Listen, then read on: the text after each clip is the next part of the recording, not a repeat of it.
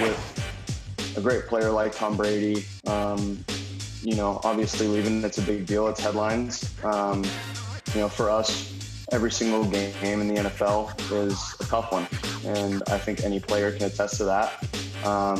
So we're not going to take anyone more lightly just because, even though, one of the greatest players, if not the greatest player of all time, left the organization, we're not going to take him any more lightly. Sam Darnold, the video conference earlier this week. He's in California during the pandemic. Adam Gase, the Jets coach, said last week on the PFTPM podcast, they delay their virtual meetings until 11 a.m. Eastern to give Darnold time to sleep, which is something I hadn't thought of, Chris. When you got guys all over the country, you have to factor in the reality that some of these guys are in a different time zone altogether, but eventually they'll be in the Eastern time zone in the AFC East. And as of right now, there's a lot of symmetry in the Caesars odds to win the AFC East this year. The Patriots and the Bills are co-favorites at plus 120, and the Dolphins and the Jets are co-long shots at plus 800. And again, that number means plus 120, you bet 100 to win 120, or you bet 100 to win 800 if you take the long shots. Have the Bills really closed the gap on the Patriots to the point where they are co-favorites, or have the Bills possibly surpassed the Patriots in your mind? I think that's really the question.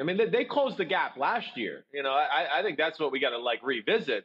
I don't think there was much of a difference between the Patriots and Buffalo Bills last year other than, an experienced quarterback, a battle-tested football team, and head coach that, have been there and done that. I think that was about the only difference I see between New England and Buffalo.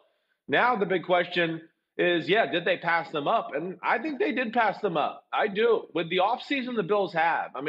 The Bills killed the offseason once again. And, I'm a huge fan of what they do up there. But I think when you take into account, the losses that the Patriots had other than Tom Brady, Danny Shelton, Jamie Collins, Kyle Van Noy, there's a number of guys there that they're going to miss that were important to their football team.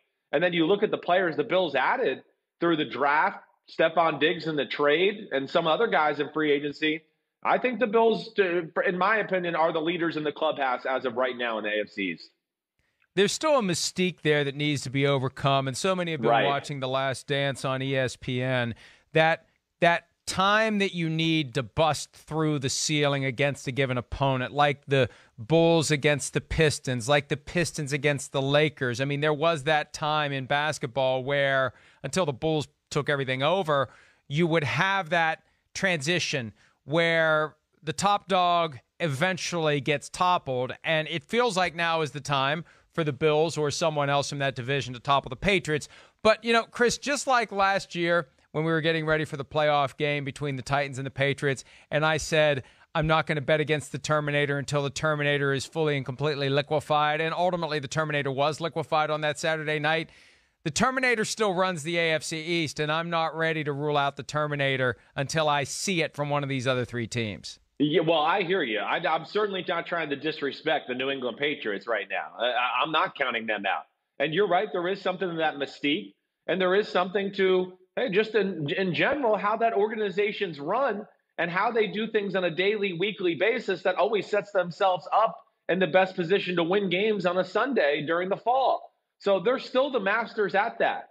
And yes, I know Tom Brady's not there, but New England, they got an eye for quarterbacks and an eye for people who they know want to lead their football team. And I think they see something in Jarrett Stidham, and they're going to find the right formula. I truly do believe that. And I think the big thing, too, is, again, I think what a lot of us, me included, sometimes I forget here is the Patriots defense. Yes, they lost a few players, but it's still special. It was the number one defense in football last year.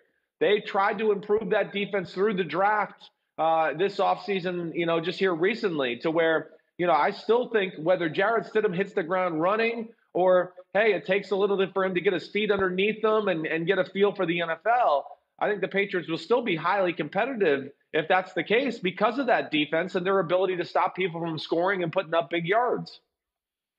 And, Chris, a point that Peter King and I were discussing yesterday in PFTOT about the schedule for this year, about the uncertainty that will linger over the NFL all season long, about the importance of being flexible and adaptable to any and all changes that may come.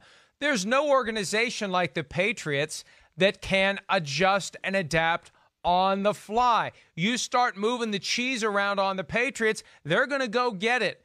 Other teams are going to be like, what in the hell is going on? This isn't fair. Oh, this is wrong. Oh, we don't like this. We don't like that. The Patriots are just going to keep their heads down. They're going to keep going. And the more you change, the more determined they're going to be to stay right on pace with where everything is. Yeah, they don't make any excuses. Bill doesn't let that creep into his mind, that type of stuff.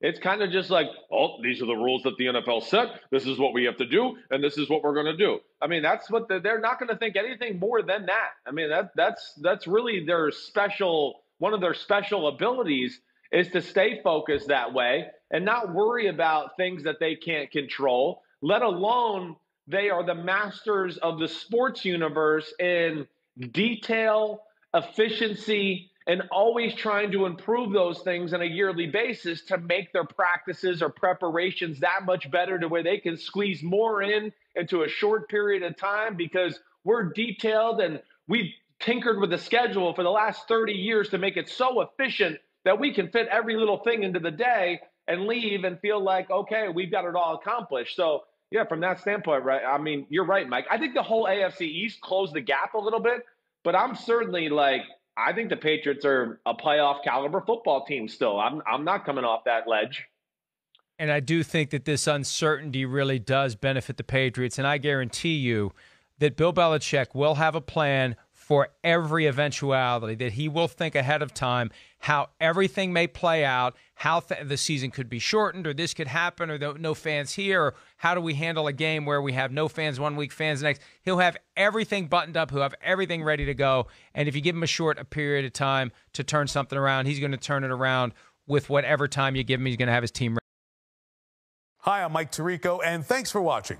Make sure to hit subscribe for the latest news and highlights from NBC Sports.